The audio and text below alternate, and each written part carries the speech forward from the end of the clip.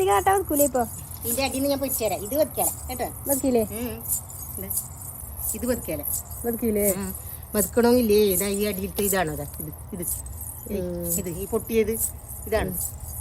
അതിന് ഒരു തൈക്ക് 15 ഉറുപ്പ്യ, ഒരു പൂവിന് 20 ഉറുപ്പ്യ. പിന്നെ വരുമാനം എനിക്കില്ലേ.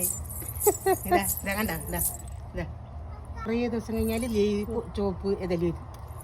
വലുതാണോതാ? പിന്നെ ഇതാ ഈ ചോപ്പ് ഇതല് വരും കൊറേ ദിവസം കഴിഞ്ഞാലോ?